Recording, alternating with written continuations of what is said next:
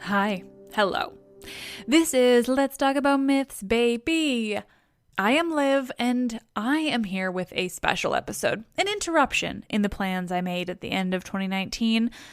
I shouldn't have to be here. I shouldn't have had to be inspired by the absolute insane levels of fucked up that's going on right now. But I am, and I honestly just couldn't let this pass by without me using this platform in a way that makes me proud. So we're not starting on the Aeneid quite yet. Instead, we're going to cover one of the many examples of how one civilization was far more evolved, far more impressive, and far earlier than the Greeks or the Romans ever were. Quick warning, this is a no-holds-barred episode, as if that weren't already clear. If you don't want to hear me shit talk the bullshit going on in the country a little southeast of me right now, then you don't need to listen. I think you should, because it's important, but you don't need to. So with that out of the way, today's episode is about the historical significance of the countries that white warmongers refuse to stop fucking with. Seeing the news over the past couple weeks and going on Twitter, how could anyone not think, holy fucking shit, what is happening? Like, honestly, what is happening? I lived through the 2000s, sure I was in high school and didn't fully register everything because thank God I lived in Canada. But our people went over there too, because my country was convinced, like so many were, by the spewing of utter bullshit that was the Bush administration. We don't fetishize military service in the same way in Canada. We don't somehow believe ourselves to be the best of the best of the best. We wouldn't ever consider ourselves to be the leaders of the free world, which, by the way, is an insane thing to assign yourself. And guess what? You're definitely not anymore, to say the utter least. It's called humility, and as much as I'm not proud of my country and my prime minister in so many ways lately, I am forever thankful that we aren't ruled by a warmongering racist cabal of lunatics. Seriously, I wanted more listeners in 2020, but here I am because I also just can't have this platform and not use it right now. But I fucking digress.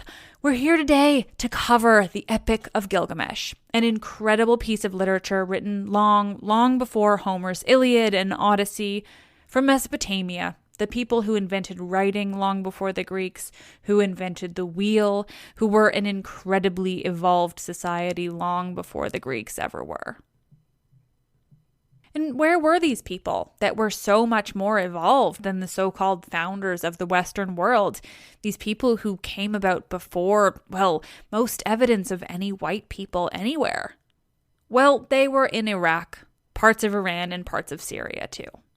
They're just a civilization we don't talk about very much because they weren't white and their region is full of oil. This is episode 69. Mesopotamia did it first. The Epic of fucking Gilgamesh.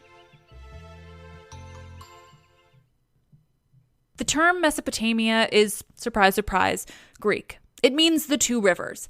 This is because the civilizations that made up Mesopotamia were based around the Tigris and the Euphrates rivers.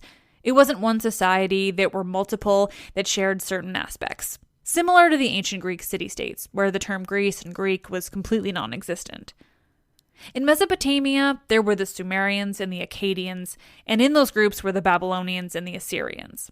These groups didn't share everything. They had different laws and customs between the Sumerians and the Akkadians, and two languages, from which we get the names for their societies in general. But what they did share is fascinating. For one, there's a period where bilingualism was common in the region. Like the ancient people would speak Sumerian and Akkadian, and they shared a pantheon of gods. It was incredibly important for them to be literate, which was rare in ancient cultures. They shared a system of writing. They both wrote in cuneiform. Some of the first evidence of writing that we have, like ever. And just to really throw a wrench in the idea that anything about the Greeks was superior to other more ancient civilizations, women had rights in Mesopotamia. I'll say that again. In Mesopotamia, women had rights. Rights basically equal to the men. Unfucking heard of in ancient Greece, let me tell you. These women, though, they farmed, they owned their own land. What a concept. Rights, freedoms. And what else did Mesopotamians do first, you ask? Let me tell you. They were the first to develop agriculture and farming, including irrigation. And of course, with that came inventing tools of all kinds. They were the first to domesticate animals. They were the first to develop sophisticated weaponry and the warfare that went along with it. Of course, I mentioned they invented the wheel, and by doing so, they also invented the chariot. They were the first to come up with the concept of time in hours, minutes, seconds. And finally, and most importantly, they invented beer and wine. We owe these people everything.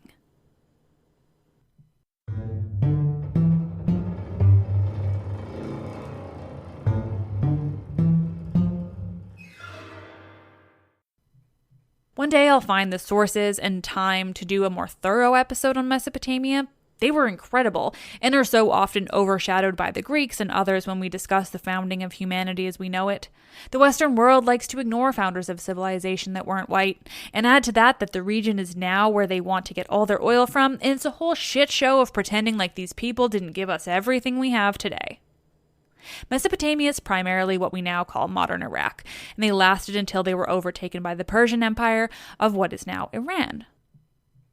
But like I said, one day I'll just really go off about the history and mythology of Mesopotamia, but today's episode was last minute because we're 2 weeks into 2020 and the world is on fire, both literally and figuratively. And why? Because oil and money and corruption and capitalism and a lunatic in chief. The Epic of Gilgamesh is one of the oldest pieces of literature ever discovered. It was written in cuneiform script on clay tablets. The most complete version we have dates to between the 12th and 10th centuries BCE. That's a few hundred years before Homer allegedly wrote the Iliad and the Odyssey. And that's the most complete version, not the oldest version, because this was a story told many times in many places. It's evolved from its original form, which was a series of Sumerian legends from 1,000 or 2,000 years before the most complete written version, so thousands of years before the Greeks. The oldest form of Greek writing we have, which is still later than any of this, just noted the contents of storage units and who traded what olive oil with whom. You know I love the Greeks, but I want to emphasize just how revolutionary and evolved the Mesopotamians were by comparison. There's a reason it's called the cradle of civilization. But Gilgamesh, on to Gilgamesh, this oldest piece of literature. Gilgamesh is a king of Uruk, a godly king, part god and part human. It's believed that the story is indeed based on a real king, though I suppose we have to assume that king was all human. You never know, though. The Mesopotamians were far more advanced. Perhaps they did have a god king, too. Gilgamesh, king of Uruk, is said to be blessed. He's in the style of Heracles. He's strong, wise, beautiful. He's everything you want a king to be, and more. He's also a dick. Another standard king trait, I would argue. Gilgamesh is becoming tyrannical, and his people are attempting to rise up against him in whatever way they can. Gilgamesh is oppressive. He's forcing the men to take part in games of strength, of forced labor, it's not entirely clear which, but they're being oppressed and forced into something. And the women, well, as per mythology, Gilgamesh is forcing all the women to have sex with him. Usually on their wedding nights, before they have sex with their new husband, but after they're married. He's an incredibly classy man, and I would say that the Greeks likely found some inspiration in old Gilgamesh when they were developing their own mythologies. There's some similarities there. In answer to these actions by Gilgamesh, the people of Uruk call upon their gods to help them against this tyrannical king. They call to the goddess Aruru, the goddess who created humankind to begin with. They ask her to create something that could stand up to Gilgamesh. As he is 2/3 god, the people themselves don't stand a chance against him. And so Aruru creates a man, a wild man named Enkidu. Much like the creation story of the Greeks, Aruru creates this new man from a lump of clay. Enkidu rivals Gilgamesh in size and strength, but he begins his life living wildly amongst the animals and not among the other humans of Uruk. Enkidu is discovered by a young man, a trapper. He doesn't live in the city of Uruk, but in the countryside. His livelihood is trapping and hunting animals, but Enkidu is preventing him from doing this. Enkidu releases the trapped animals and keeps them safe from hunters. But the trapper can see from afar that Enkidu is no match for him. He's enormous and so strong, the man doesn't dare approach him himself. The trapper tells all of this to his father, who suggests he go find Gilgamesh in Uruk. Gilgamesh himself is enormous and strong, and so if anyone can stop this wild man from freeing all the animals and causing all this trouble, it's Gilgamesh. So the trapper visits Gilgamesh in Uruk, and the king has a plan. The plan may also have originated with the trapper's father, but a work that's thousands of years old and also translated from a very ancient language and was originally written in verse on clay tablets means following along is sometimes left to the imagination. So Gilgamesh has a plan to lure Enkidu, this mysterious wild man from the forests where he's been causing real trouble for this trapper man. Take Shamhat with you, he tells the trapper. She'll be able to lure this man from the forests. You see, Shamhat is what we would now politely refer to as a sex worker, but as we all know, it's the oldest profession in the world. Get yours, ladies. So Shamhat is the real savior here. Shamhat goes with the trapper back to where he's been seeing Enkidu, and she approaches this enormous, super strong wild man.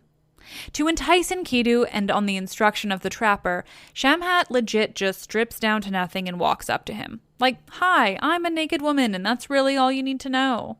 And it is. She walks up to him naked and Enkidu is basically just like, yep, let's do this. And so they have a lot of sex. It's said that Shamhat here does the work of a man.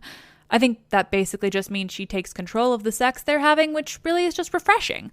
Would you look at this? A myth where a woman is all, let's have some wild, consensual sex in the forest, you hairy, unwashed wild man. They do this for 6 days and 7 nights. Yeah, 6 days and 7 nights. And not on and off. No, because as it's translated here, Enkidu is erect for 6 days and 7 nights. And after all that, Shamhat very easily convinces Enkidu to return to Uruk with her. She tells him about the gods of the city, Anu and Ishtar, and of Gilgamesh, the big, strong king. Enkidu is keen. He's gotten the taste of living amongst humans, and he's down for more of it. I will absolutely come along with you, he tells Shamhat, and I will roll up to the city of Uruk and make very clear that I am stronger and mightier than Gilgamesh, and I'll just mix things up in the city. Keep it fresh. Oh, Shamhat tries to tone down Enkidu's plans here. Nah, Gilgamesh is pretty impressive, she tells him. He's blessed by the gods, and you really shouldn't fuck with him. Shamhat wants Enkidu to come back to Uruk with her, but she doesn't want him to die the moment he gets there.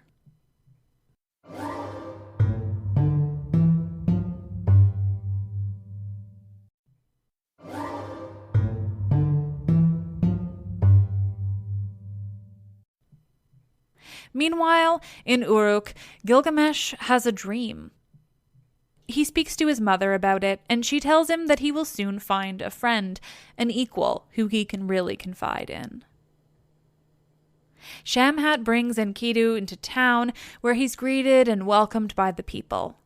They give him bread and ale, but he doesn't know what to do with those things, so Shamhat shows him just how good the bread is to eat and how wonderfully yummy a nice ale is. And oh, does he appreciate the ale. Before long, he's a little drunk and he's singing and dancing in his new life with the people of Uruk. A local barber cleans him up, makes him look more like a person, less like an ancient Sasquatch, and before long, Enkidu is living amongst the people, making friends. In time, Enkidu and Shamhat attend a wedding. This is where Enkidu learns of the practices of the king Gilgamesh. Enkidu is told, quite bluntly, how Gilgamesh will have sex with the bride after the ceremony, as is the custom, and the groom, well, he gets to have sex with her after. A lovely practice, definitely one the woman appreciates, I'm sure, let alone the groom. Anyway, Enkidu sees the issue with this. Even though he's new to the customs of humankind, he thinks, not great. That's weird, he tells the man who's explaining this to him. It sounds wrong. So Enkidu makes a plan. When Gilgamesh comes to have sex with the woman who's just been married, Enkidu is there to stop him. He quite literally places his leg in front of the doorway so Gilgamesh can't enter. It's kind of a funny image, really, but Gilgamesh isn't laughing. The two men end up fighting. They're pretty evenly matched, but in the end, it's Gilgamesh who decides to spare Enkidu. He must be this friend Gilgamesh saw in his dreams, this equal. So, only moments after they'd begun their fight, the two men stop and make up. They're friends now.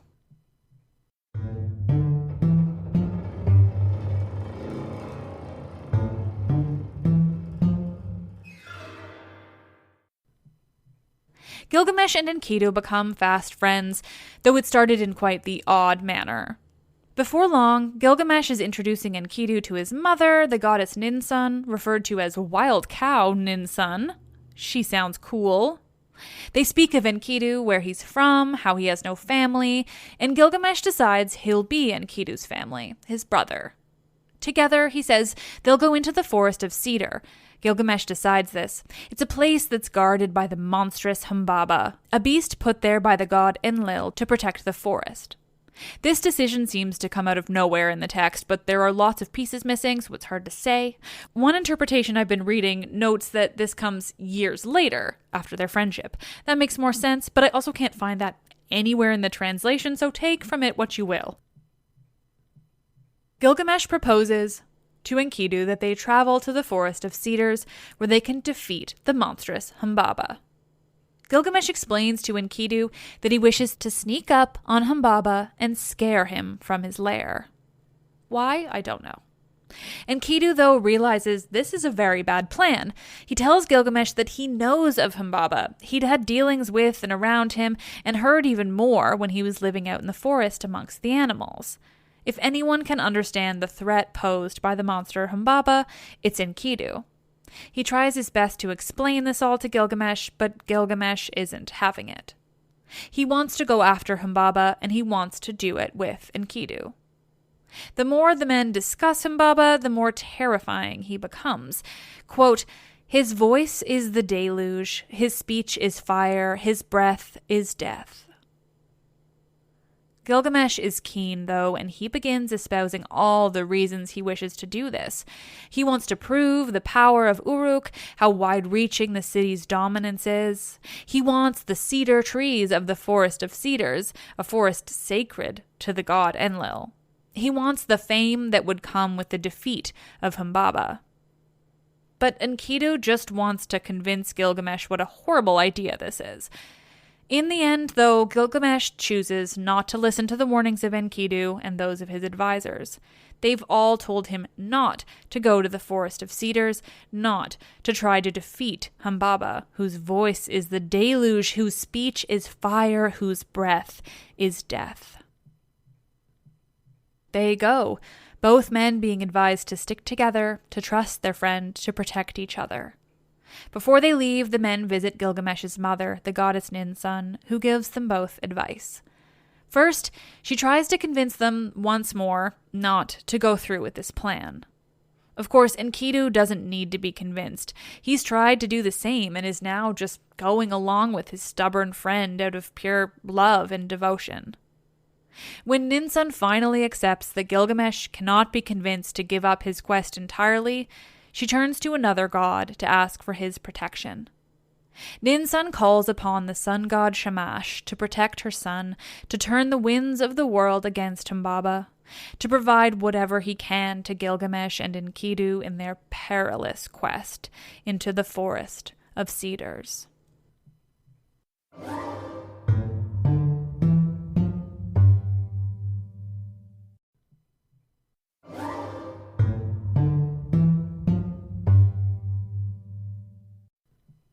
Gilgamesh and Enkidu journey to the forest of cedars. Every 3 days, they pause their trip in order to complete a ritual calling upon dreams as good omens for their quest to defeat Humbaba. But every time, Gilgamesh wakes from a nightmare. Enkidu, through his experience in the wilds of the forest, interprets Gilgamesh's nightmares as good omens, just as they've been looking for, even though the dreams themselves are far from enjoyable for Gilgamesh. This continues. Every 3 days, the men perform the ceremony, the rites necessary in order to call upon the dreams, and every 3 days, Gilgamesh wakes from the dream and relays it to Enkidu. Gilgamesh dreams of mountains coming down upon him, of the earth shaking beneath them. He fears the dreams, but every time Enkidu reassures him that the mountain in the dream or the earth rumbling in the dream are not Humbaba, and that they will defeat Humbaba just as they hope and plan. The two men continue on their journey, getting closer and closer to the forest of cedars. As they approach, Gilgamesh questions himself and his abilities. But they've gone too far now. Enkidu knows they can't turn back, so he must keep Gilgamesh motivated, convince him that he is powerful enough to defeat Humbaba, and that they must stay brave and strong as they get closer to the monstrous giant's lair. And finally, they reach it. Much of these tablets are lost or fragmented, but from what is left, we know that with the help of Enkidu, Gilgamesh's fear is finally replaced with the bravery he had before they set out in the first place. The two fight Humbaba, sometimes described as an ogre or a demon, something bad, but they need help against him. So finally, the sun god Shamash helps the men just as Gilgamesh's mother, Ninsun, asked him to. Shamash sends all the winds of the world against Humbaba, weakening him greatly. This is when Humbaba knows he'll be defeated by Gilgamesh and Enkidu and pleads for his life. He calls upon Gilgamesh's youth as a reason for his mercy. Humbaba tells Gilgamesh that if he spares his life, he will protect the forest of cedars for Gilgamesh, that he'll protect everything in the forests in his name, that the trees protected by Humbaba can be the timber for the palace of Gilgamesh himself. Enkidu steps in, though, telling Gilgamesh not to trust Humbaba, that they must kill him after traveling this far for this purpose. Humbaba then turns to plead with Enkidu, recognizing that it's he who holds the fate in his hands. Enkidu has the ability to convince Gilgamesh either way. But Enkidu won't be convinced by Humbaba. He continues telling Gilgamesh that they must kill this monstrous being, that the gods will punish them if they realize what they're there to do, that they must do it quickly before the gods can see. Enkidu pleads with Gilgamesh to do it, and to do it quickly. Humbaba realizes it's over, but before Gilgamesh can slay him on Enkidu's urging, Humbaba curses the both of them for what they're about to do. He tells the pair of men that they will not grow old, and that no one will bury Enkidu except Gilgamesh himself. At this, finally, Gilgamesh slays Humbaba, stabbing the creature through the neck. Then, apparently, Enkidu takes Humbaba's lungs, and they both take some tusks as trophies. So I guess this guy had tusks. Sounds pretty badass. Sucks they killed him, the protector of a forest.